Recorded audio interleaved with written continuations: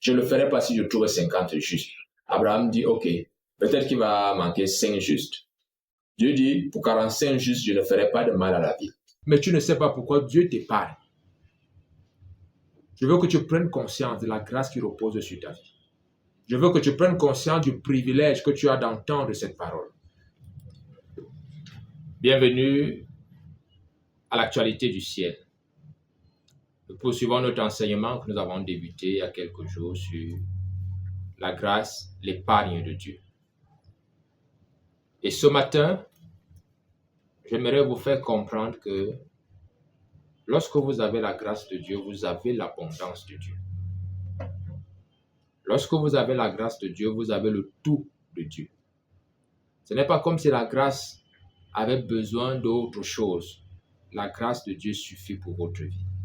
La grâce de Dieu suffit pour ton épanouissement. La grâce de Dieu suffit pour que tu aies accès au repos et à la vie éternelle. C'est tellement plus facile pour toi et pour moi de nous rendre compte que nous ne sommes pas sauvés à cause des œuvres de justice que nous posons, mais par la seule volonté de Dieu. Par la seule volonté de Dieu. Notre apport à la grâce de Dieu, c'est la foi. Hier, nous avons appris dans Éphésiens, chapitre 2, verset 8 particulièrement, « Car vous êtes sauvés par la grâce, au moyen de la foi, et cela ne vient pas de vous. C'est un don de Dieu. » Pourquoi est-ce que Dieu nous sauve par la grâce? Parce que Dieu ne nous a pas conçus comme des personnes qui doivent se vanter devant lui.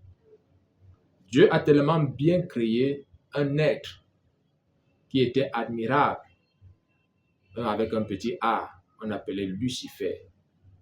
Il s'est tellement cru beau, s'est tellement cru exceptionnel, s'est tellement cru si bon qu'il s'est dit, non, je peux être plus que Dieu.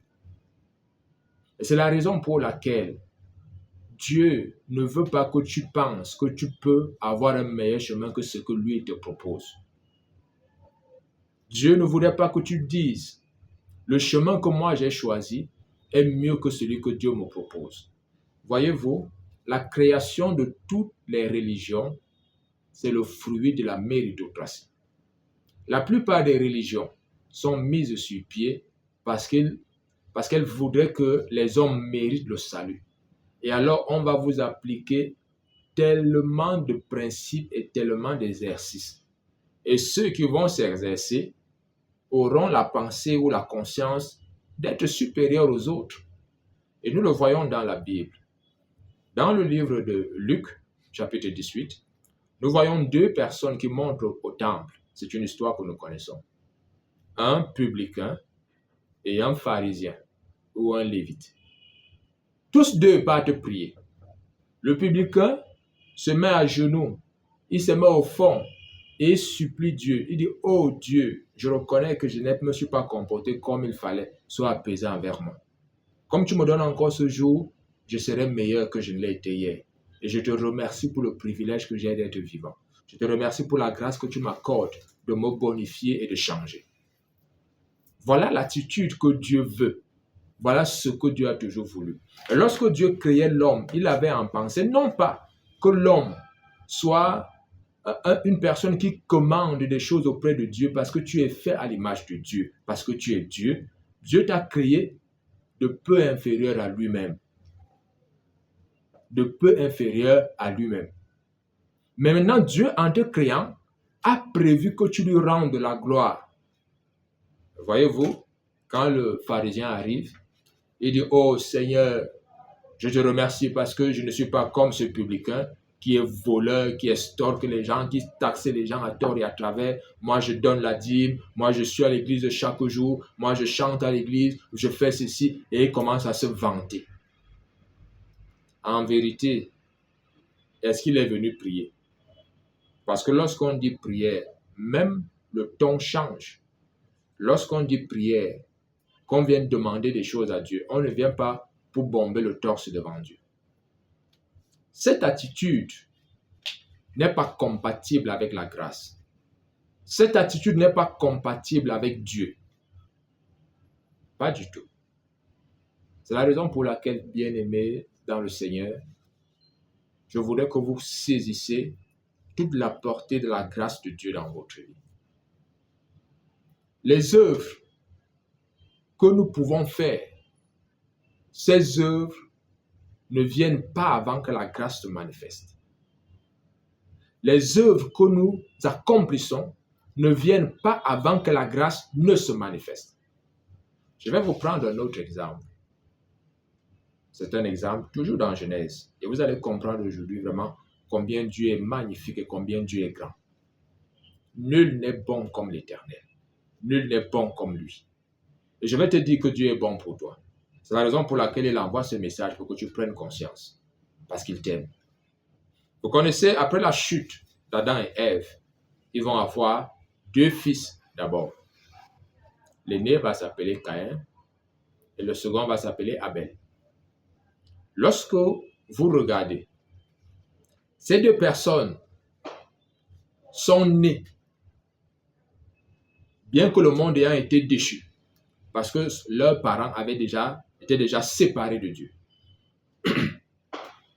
Mais le fait qu'ils soient séparés de Dieu n'a pas empêché que Dieu leur manifeste sa grâce. Je vais vous le montrer. Nous sommes dans Genèse chapitre 4. On va donc se rendre compte que les deux personnes, chacun va choisir un plan de carrière. Caïn va devenir laboureur, il va cultiver. Abel va devenir éleveur, il sera berger. Et pendant qu'ils grandissent, il se trouve que chacun d'entre eux, dans son activité, prospère. Bien que Dieu ait maudit la terre, Caïn et Abel prospéraient dans leurs activités. La grâce leur était accordée. La grâce leur était accordée. Je vais vous montrer la grâce. Voici ce que dit la Bible. Je lis à partir du verset 3. Au bout de quelque temps, Caïn fit à l'Éternel une offrande des fruits de la terre, et Abel de son côté en fit une des premiers-nés de son troupeau et de leur graisse. L'Éternel porta un regard favorable sur Abel et sur son offrande, mais il ne porta pas un regard favorable sur Caïn et sur son offrande. Caïn fut très irrité, et son visage fut abattu. Et l'Éternel dit à Caïn, « Pourquoi es-tu irrité ?» Voyez-vous comment la grâce parle? La grâce te prévient. Pourquoi es-tu irrité? Et pourquoi ton visage est-il abattu? Certainement, si tu agis bien, tu relèveras ton visage. Si tu agis mal, le péché se couche à la porte et ses désirs se portent vers toi, mais toi, domine sur lui. Lorsque quelqu'un veut votre perte, il ne vous parle pas de la sorte. Certaines personnes pensent que Dieu nous a envoyés sur la terre pour nous piéger. Pas du tout. Si Dieu avait voulu nous piéger, il n'aurait jamais envoyé Jésus. Si Dieu avait voulu nous piéger, il n'aurait jamais laissé que la Bible survive, malgré toutes les tentatives de la falsifier, de la polir. La Bible a survécu. Si Dieu n'avait pas un projet avec toi, je t'assure, bien-aimé, il n'aurait pas permis que tu sois en vie en ce moment. Mais si tu écoutes cette parole, c'est parce que Dieu a un projet. Dieu a quelque chose en vue avec toi. Caïn et son frère ont tous les deux offert quelque chose à Dieu. Mais cependant, Dieu a agréé l'offrande de l'un et n'a pas apprécié pour l'autre. Dieu ne l'a pas pour autant rejeté, mais Dieu l'a reprimandé. Parce que la grâce va te dire ce que tu as à faire pour être sauvé. La grâce va te dire ce que tu as à faire pour relever ta tête. Tu croupis sous le poids du péché. Tu as déjà essayé de briser l'addiction à l'alcool, de briser l'addiction, je ne sais pas, à la pornographie, mais tu n'y arrives pas. Chaque jour, tu comprends mal la grâce et tu te dis, oh, je peux encore le faire aujourd'hui, demain je vais me repentir. Ce n'est pas comme ça que ça marche. Il faut que tu reconnaisses au fond de toi que la grâce t'est accordée. Tant que tu ne reconnaîtras pas que la grâce t'est accordée, je ne te demande pas de te repentir, mais reconnais le prix que Dieu a payé. Voici des personnes qui ont continué de causer avec Dieu bien que leurs parents ne le faisaient plus. Vous ne trouverez pas dans la Bible, après que Dieu ait chassé Adam et Ève du jardin d'Éden, un verset qui va vous dire que Adam et Ève ont encore causé avec Dieu. Mais la Bible nous déclare ici que Abel et son frère Caïn ont causé avec Dieu. Abel et son frère Caïn ont causé avec Dieu. C'est pour vous dire quoi, bien-aimés? Vous n'êtes pas ce que vos parents ont été. Alléluia. Vous n'êtes pas ce que vos parents ont été. C'est tellement puissant cette révélation. Vous pensez parfois que parce que vos parents ont été déchus de la grâce, parce que vos parents se sont compromis, parce que vos parents ne sont pas en phase avec Dieu, cela veut dire que même vous-même, Dieu vous a abandonné. Pas du tout. Abel et son frère, bien que leurs parents avaient été chassés du jardin d'Éden, Abel et son frère ont eu à causer avec Dieu. Ont eu à causer avec Dieu. Et la chose la plus impressionnante, c'est que des deux, que ce soit Abel, que ce soit Caïn, vous allez vous rendre compte d'une chose, c'est que celui qui a le plus causé ou entendu Dieu ou a écouté les paroles de Dieu, c'est Caïn.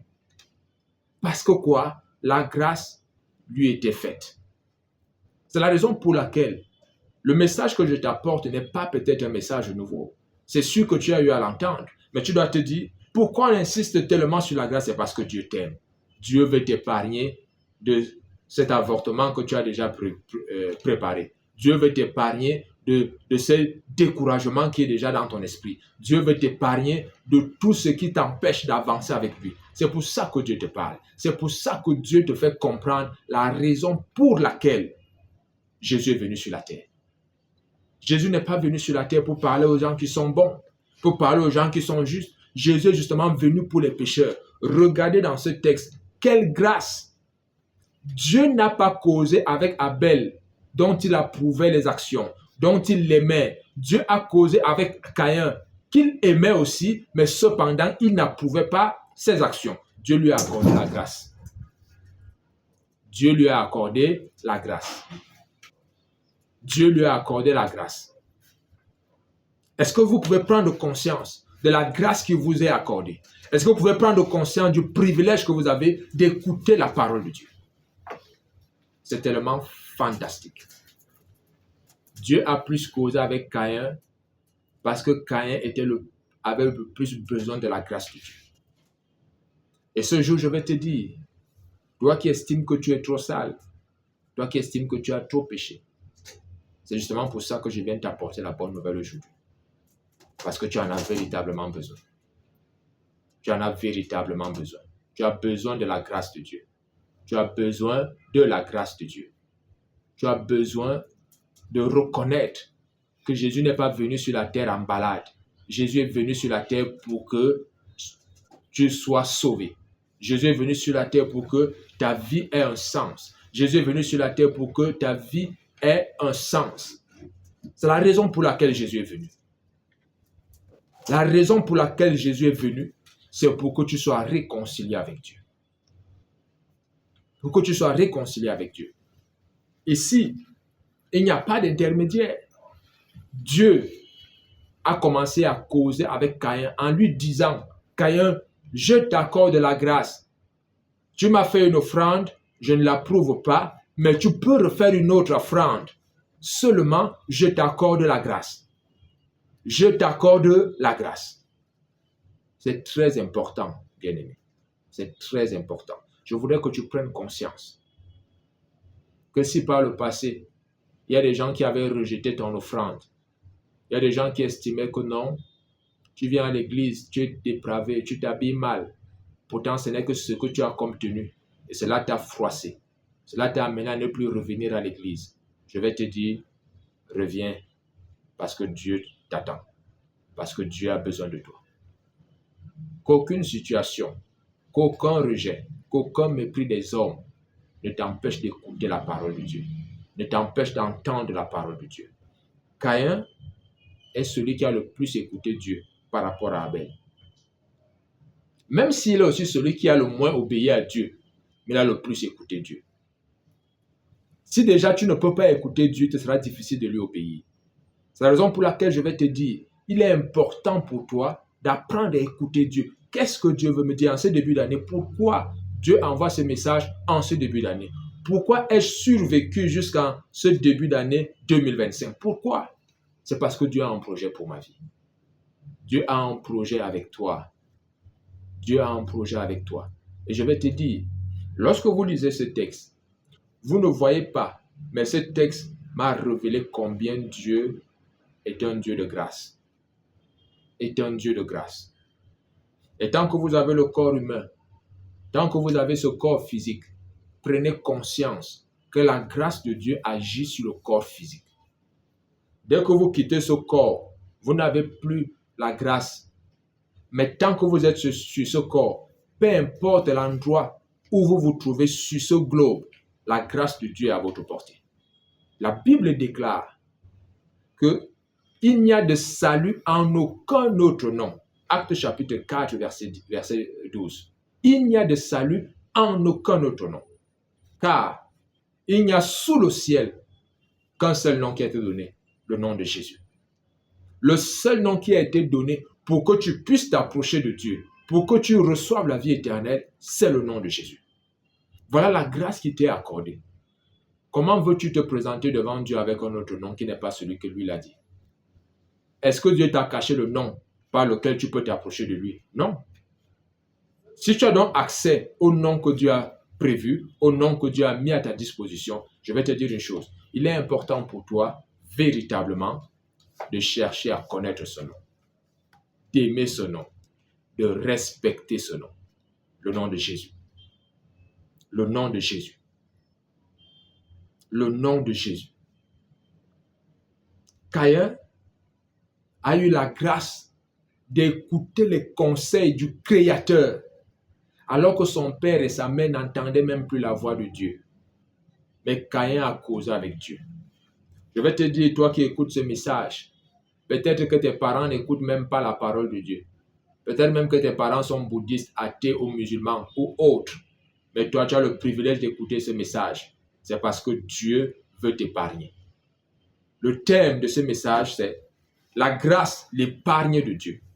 Il y a des gens qui refusent d'être épargnés. Il y a des gens qui crachent sur ce que Dieu veut faire. Il y a des personnes qui n'acceptent pas d'être épargnées. Mais toujours est-il que Dieu continue de chercher des personnes volontaires qui acceptent d'être épargnées. Des personnes qui acceptent de changer. Des personnes qui reconnaissent que la vie qu'elles mènent ne leur donne pas le repos et la paix. La vie qu'elles mènent ne leur procure pas ce qu'elles espèrent depuis tant d'années. Bien-aimé, Dieu a un projet merveilleux avec ton existence. Nous allons poursuivre et nous allons voir l'histoire d'un homme. C'est une histoire merveilleuse dans la Bible. Et j'aimerais que tu prêtes une oreille plus attentive encore. Sois attentif, bien-aimé. C'est l'histoire de Noé. Lorsque vous lisez dans Genèse, je vous ai dit, tout au long de cet enseignement, je vais vous montrer, par la grâce de Dieu, que de Genèse à Apocalypse, la grâce est omniprésente. Le dernier verset d'Apocalypse, on va y arriver, parler de grâce. Le dernier verset d'Apocalypse parle de grâce. Tant que Jésus n'est pas encore revenu, la grâce surabonde et tout le monde peut en bénéficier. Il faut simplement appliquer la foi. Il faut simplement appliquer la foi. Parfois, nous passons à côté de la grâce parce que non seulement nous voulons la méritocratie, mais aussi nous voulons absolument que les choses se passent rapidement. La grâce n'agit pas comme ça. La grâce n'agit pas comme ça. Nous avancerons dans l'enseignement et nous comprendrons comment la grâce se manifeste. L'histoire de Noé, Genèse chapitre 6, c'est une histoire fabuleuse. La Bible déclare, à un moment donné, les hommes sur terre n'avaient pour imagination que le mal. Imaginez un peu comme ce qui se passe actuellement, où une femme commence à imaginer qu'elle a un homme. Et elle se fait tailler les seins, et on lui fabrique un pénis, et elle devient un homme. D'autres ne vont pas jusqu'à cette transmutation, restent des femmes, mais vous disent qu'elles sont des hommes dans leur esprit, dans leur corps. Lorsque vous voyez ce genre d'imagination, regardez à quel niveau l'homme se retrouve. Les Japonais sont allés jusqu'à fabriquer des poupées pour ne plus avoir besoin de femmes ou de maris. Et aujourd'hui, voyez comment l'imagination de l'homme est fertile en ce qui concerne le mal. Ça n'a pas commencé aujourd'hui. La Bible déclare donc ceci. Genèse chapitre 6. Je lis à partir du verset 5, il est écrit. L'Éternel vit que la méchanceté des hommes était grande sur la terre, et toutes les pensées de leur cœur se portaient chaque jour uniquement vers le mal. Uniquement vers le mal. Vous savez, lorsque vous êtes entouré de personnes dont les pensées se portent uniquement vers le mal,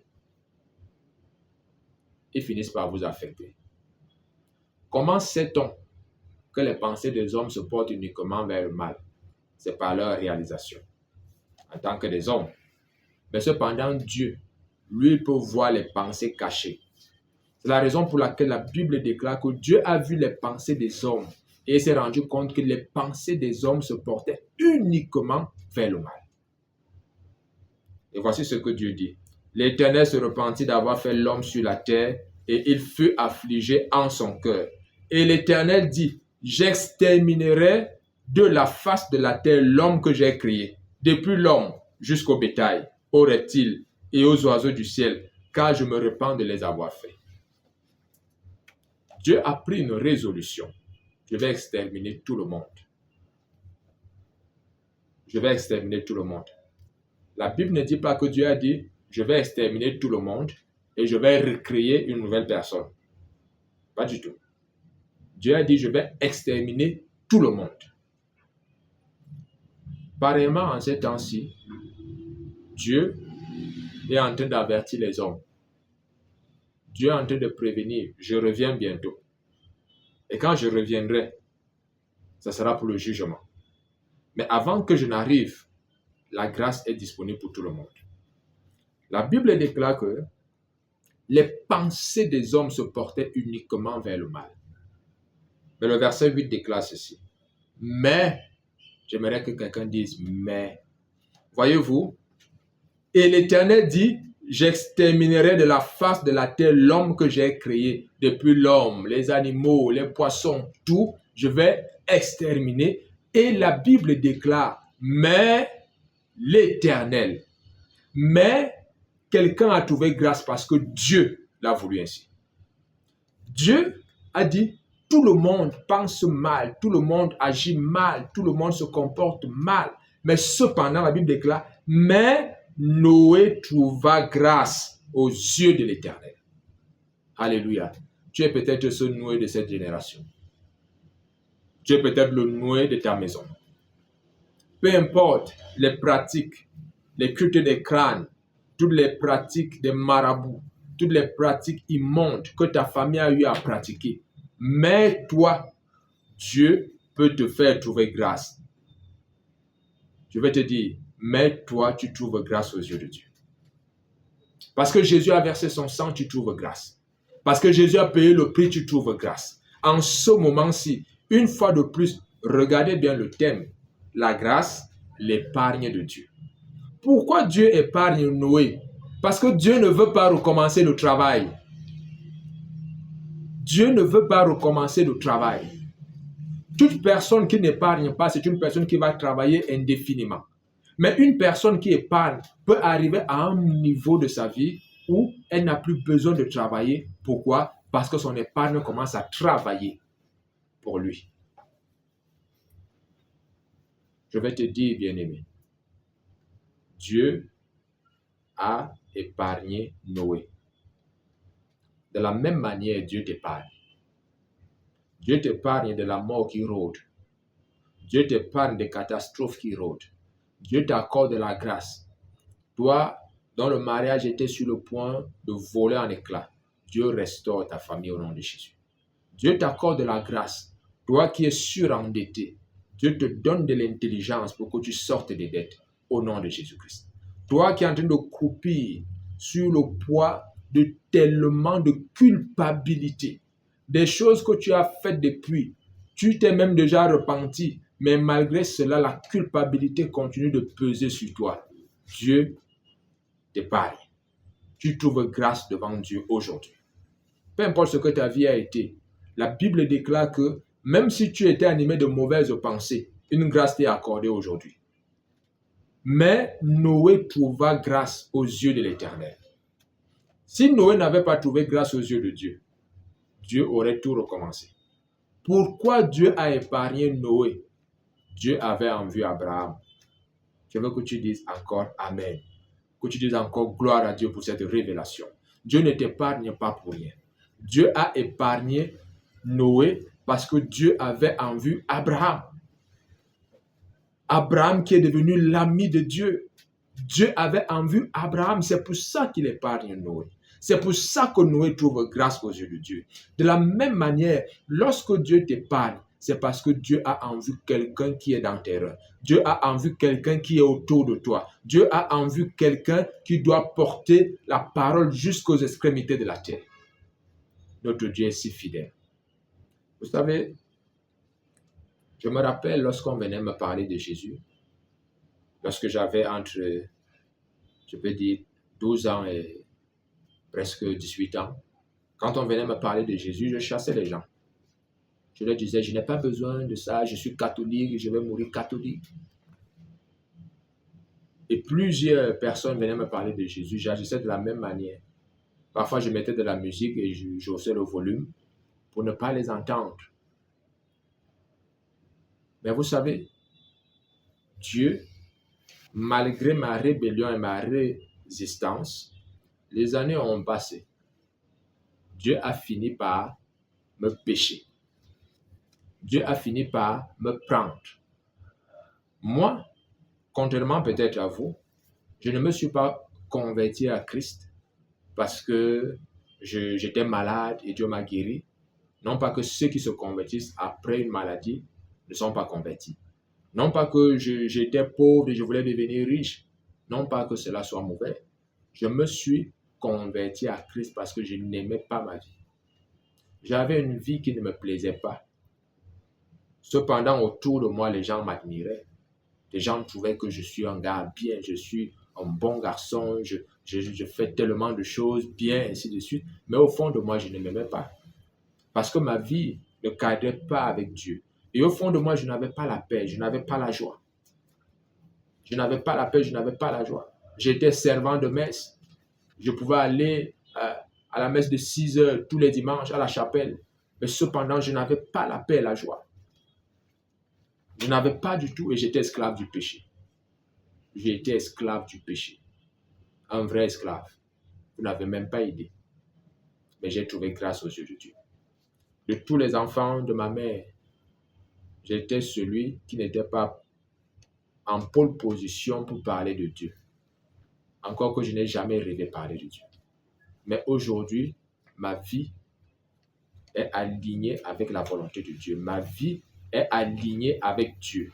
Ma vie est alignée avec tout ce que Dieu voudrait que j'accomplisse. Ma vie est alignée. Non pas parce que j'ai tellement fait de bonnes œuvres, mais je constate simplement que j'ai trouvé grâce aux yeux de Dieu. Et chaque jour, je dis à ma mère, le simple fait que Dieu m'ait appelé, cela signifie que ta maison a trouvé grâce aux yeux de Dieu. Toute personne qui s'est convertie, en réalité, c'est que votre famille a trouvé grâce aux yeux de Dieu. Noé a trouvé grâce aux yeux de Dieu. Vous savez qui est Noé? Noé, c'est 3 fils. Noé, c'est 3 belles-filles. Noé, c'est une femme. Derrière une personne, il y a 8 personnes qui ont été sauvées parce qu'une personne a trouvé grâce. Et derrière ces 8 personnes, il y a le père de la foi qui se cachait derrière Abraham. De la même manière, toi qui es là et tu te dis, véritablement, moi je vais dire que Dieu a fait quoi? Tu n'es pas le fruit du hasard. Dieu t'a épargné de la mort. Dieu t'a épargné des agressions. Dieu t'a épargné des viols. Dieu t'a épargné de la culpabilité pour que tu puisses être un point pour que d'autres personnes soient sauvées. pour que d'autres personnes soient sauvées. C'est la raison pour laquelle je vais te dire une chose. Quand vous lisez le verset 9, on va vous dire, voici la postérité de Noé. Noé était un homme juste et intègre. Juste et intègre arrive après que Noé ait trouvé grâce aux yeux de Dieu. Vos bonnes œuvres n'ont d'effet qu'après la grâce. Toute bonne œuvre que vous faites sans la grâce ne compte pas. Mais toute bonne œuvre que vous faites sous la grâce ou dans la grâce a un sens. A un sens. Alors je vais te dire une chose.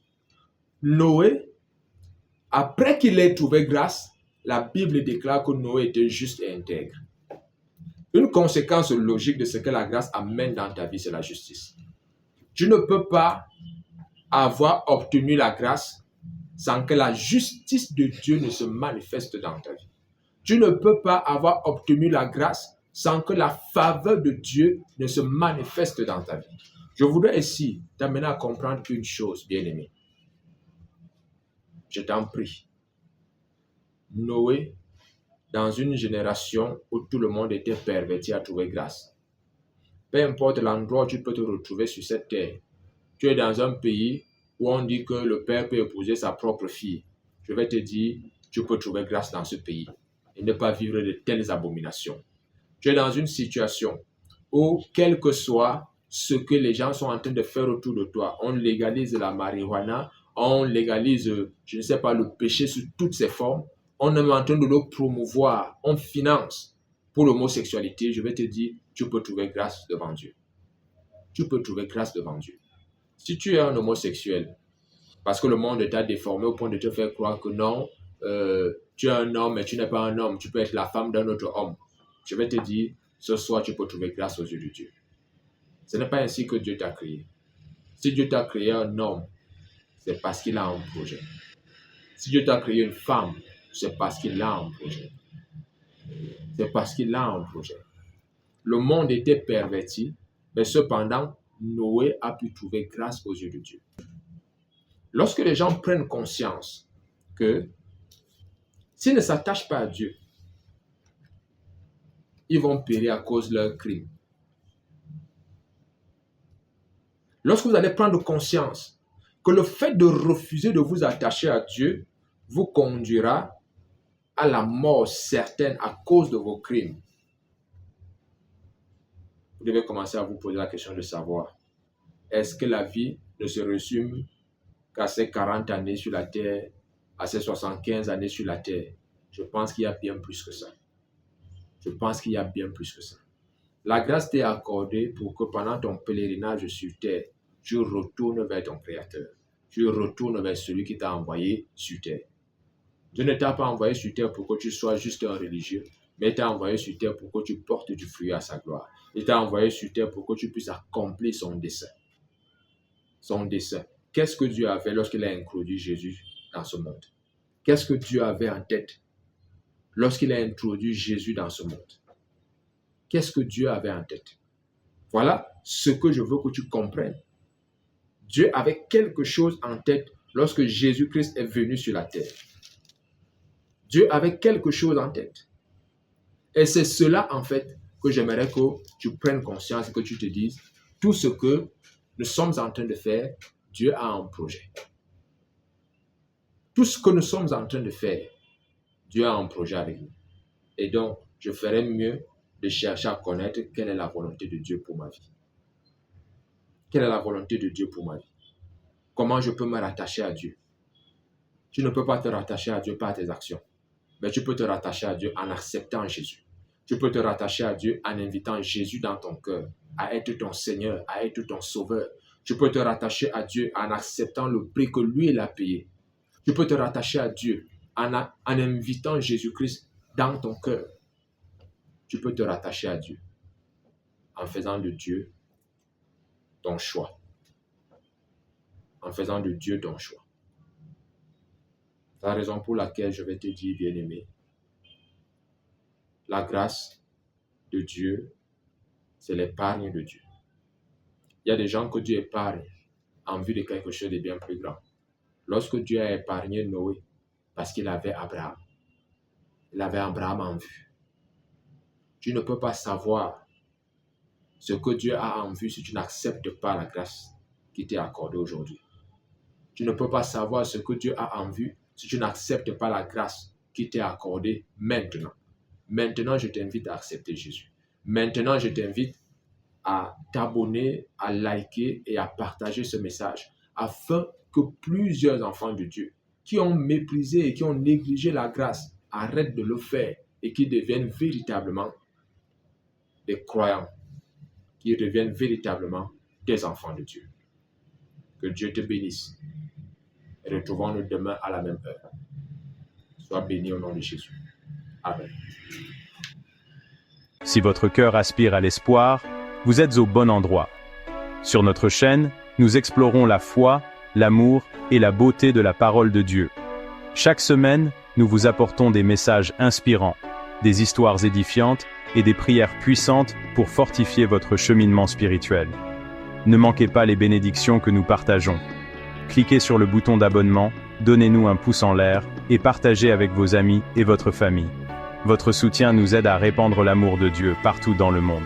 N'oubliez pas que nous sommes tous ensemble dans ce voyage. Croissons ensemble dans la foi, l'espoir et l'amour. Merci de faire partie de notre communauté. Que Dieu vous bénisse. Et à bientôt dans la prochaine vidéo.